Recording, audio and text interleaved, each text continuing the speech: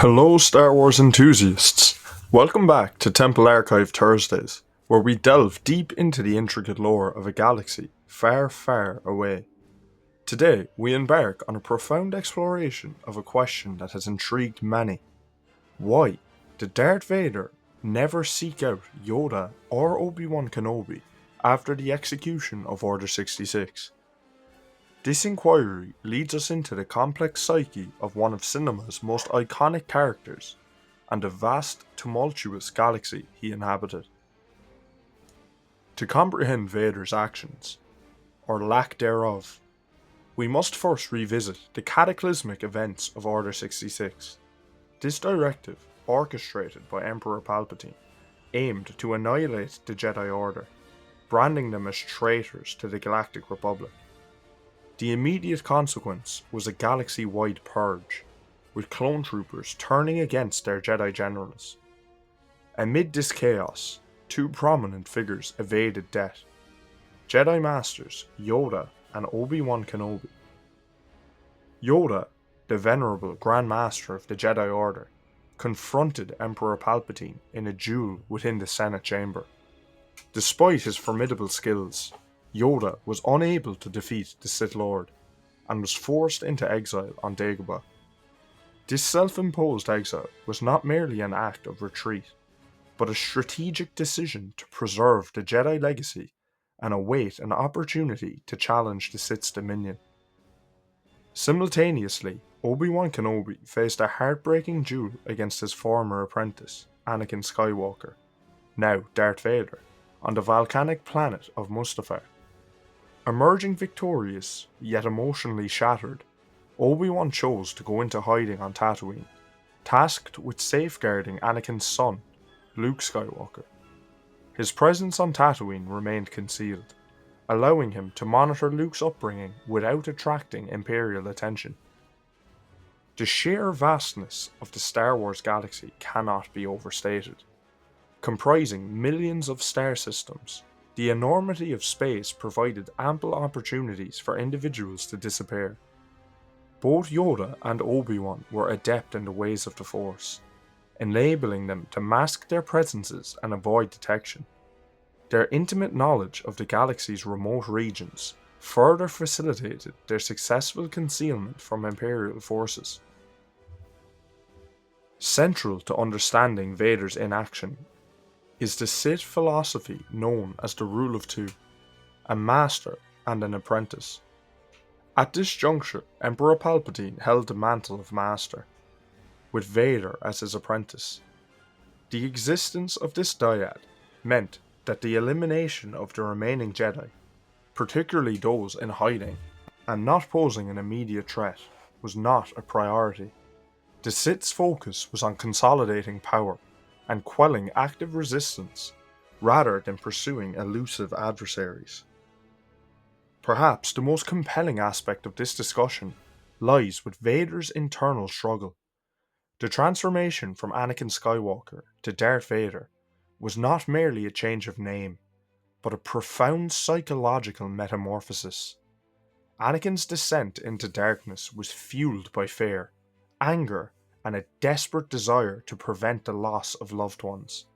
However, remnants of his former self lingered, creating an internal conflict between his past identity and his Sith persona. In the Obi-Wan Kenobi series, Vader confronts his former master and declares, "Anakin Skywalker is dead. I am what remains." This statement encapsulates his attempt to suppress his former identity, yet it also hints at the enduring presence of Anakin within him. This internal dichotomy may have influenced his decisions, including the choice not to pursue Obi-Wan and Yoda. Engaging them could have resurfaced suppressed emotions and memories, challenging his allegiance to the dark side. The Galactic Empire faced numerous challenges, including consolidating power, suppressing dissent, and enforcing new laws across countless star systems. Resources were allocated to maintain control and expand influence. In this context, hunting down two Jedi Masters, who were neither actively opposing the Empire nor inciting rebellion, was deemed a lower priority.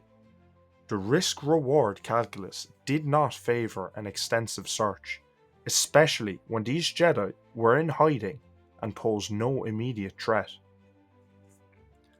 Emperor Palpatine's control over Vader was profound, extending beyond mere mentorship to psychological domination.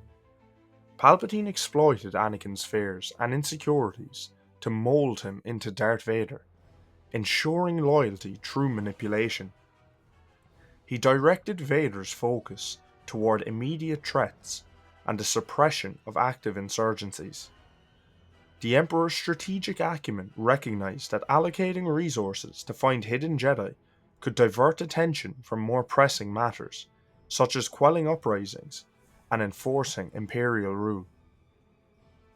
Vader's previous encounters with both Yoda and Obi-Wan resulted in personal failures. His defeat by Obi-Wan on Mustafar left him physically scared and emotionally wounded. Confronting them again could risk further defeat, undermining his authority and standing within the Empire. This fear of repeated failure may have contributed to his reluctance to seek them out, preferring to focus on battles he was confident of winning. Now, to look at the role of the Force and destiny. The Force, an omnipresent energy in the Star Wars universe, has a will that guides events towards balance. It is conceivable that the Force itself played a role in shielding Yoda and Obi-Wan, preserving them for future pivotal moments, such as training Luke Skywalker. Their survival ensured that the light side of the Force endured, maintaining the potential for balance against the prevailing darkness.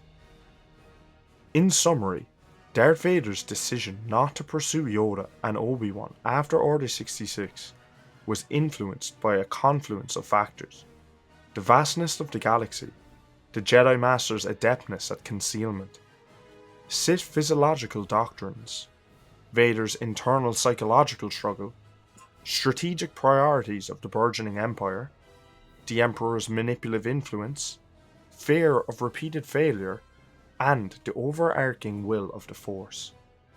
This multifaceted rationale underscores the depth of character development and storytelling within the Star Wars saga, reflecting the complex interplay of personal choices and cosmic destiny.